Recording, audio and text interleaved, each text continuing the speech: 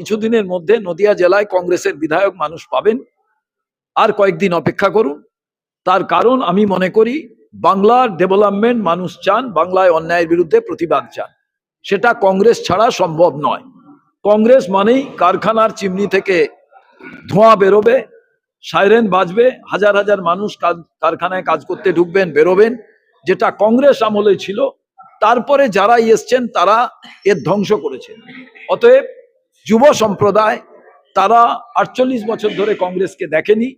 আমি মনে করি যুব সম্প্রদায়, বাংলার মানুষ, তাদের ট্রাই অ্যান্ড ডিমান্ড যে কংগ্রেসের রাজ হোক ভাই, আর কিছু না হোক, আমায় বাইরের রাজ্যে কাজ করতে যেতে হবে না, এখানেই আমাদের কারখানা আমরা তৈরি করতে পারবো। এখানে যে তাঁত শিল্প ছিল, এখানে আপনারা ভালো করে জানেন যে বড় ফ্যাক্টরি যাকে ঘিরে এখানে সুগার মিল, সেই সুগার মিলের আজকে রুগ্ন দশা, কেউ কোনো কথা বলছেন না। সেই জায়গায় দাঁড়িয়ে আমি মনে করি কংগ্রেস ছাড়া বাংলার উন্নয়ন, বাংলাকে বাঁচাবার আর কোনো রাজনৈতিক দল নেই। আর আমাদের একটাই মুখ, আমাদের একটাই মেসেজ, সেটা হচ্ছে রাহুল গান্ধীর ওই সংবিধান।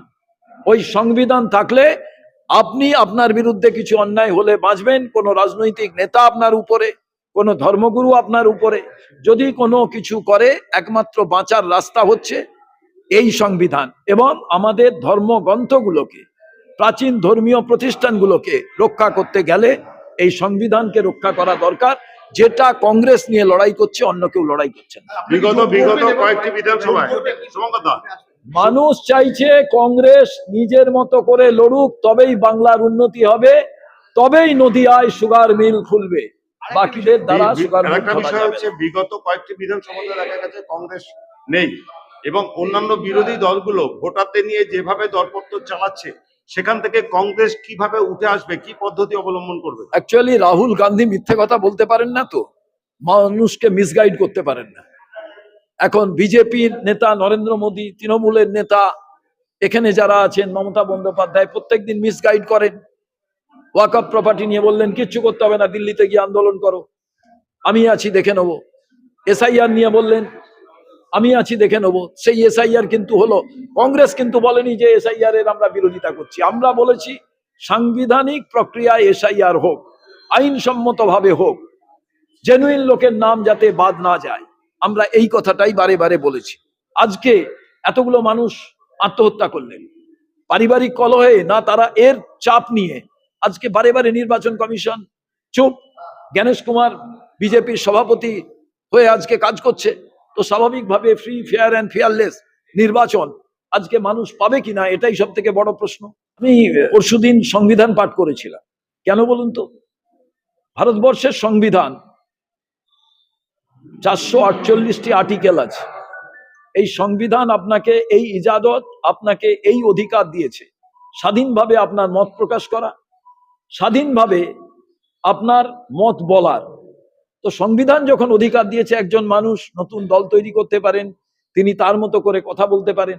সংবিধানকে যদি শ্রদ্ধা জানাতে হয়, মানুষের এই কথা, ফ্রিডম অফ স্পিচকে শ্রদ্ধা জানাতে হবে, এইটুকুই।